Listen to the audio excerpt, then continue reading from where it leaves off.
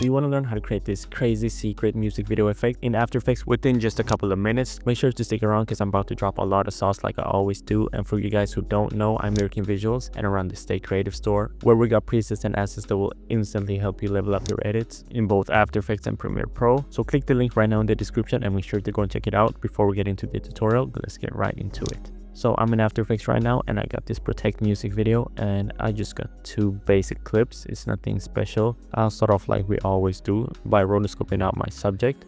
So double click on this layer and grab this rotor brush tool and just start masking out our subject.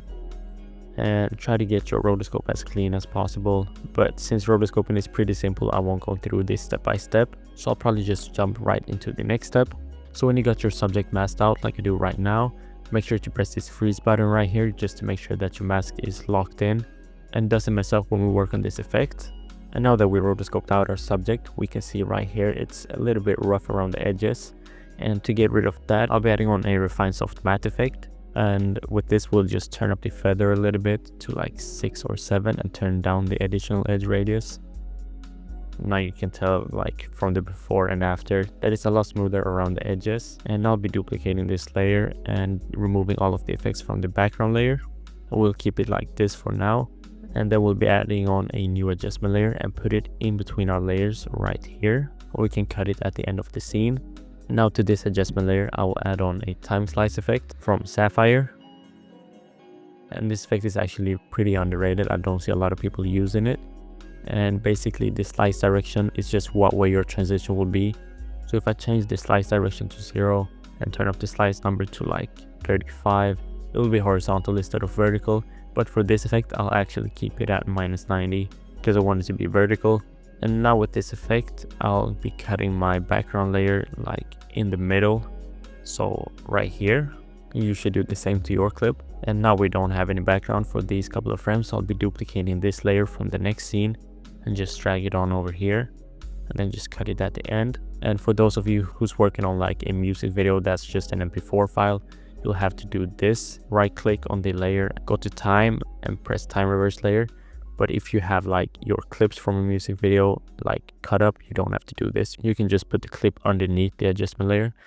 And now if I play it through, it should be synced to the next scene right there. Yes sir, that's what I'm talking about. That's the sauce. Now we have two things that we gotta do. We need to get rid of our subject so we can have a smooth transition, as well as the time slice effect right here. It needs to go away before the adjustment layer ends right there. So to do both of those things, I'll start off by keyframing the slice number and then go all the way to the end of my frame and turn it down to 0. Or you can only turn it down to 1, so let's keep it at 1 and we should still have a smooth transition in between there. And to get rid of our subject, what I'll be doing is pressing Y on my keyboard and grab this tool right here that will move our anchor point, so we can move the anchor point up to the top right or the top left, doesn't really matter. And let's go like halfway through our clip and create a scale keyframe and then go all the way to the last frame and let's scale our subject up till he's out of frame. And if I play it through right now, it will look like this. Now the problem that we have is that it's not smooth and it looks like some aliens abducted him and took him away.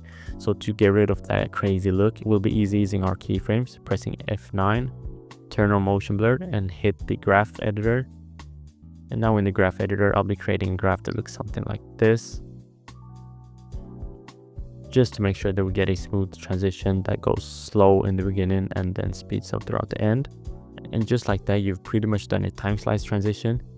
But I can actually spice this up a little bit right here. So create a new adjustment layer and cut it right in between the new clip.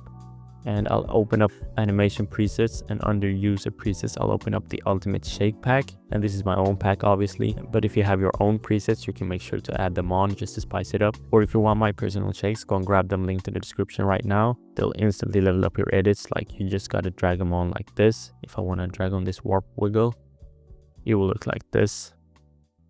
That's just a trippy shake, but I want something that hits a little bit more. So by just adding on a wiggle, I got something like this, which looks pretty good and I'm happy with it. So make sure to go and grab the shake pack and all of my other presets that I got linked in the description. But that's it for this tutorial. Thank you so much for watching. If you enjoyed, feel free to leave a like and subscribe, and I'll see you guys in the next one.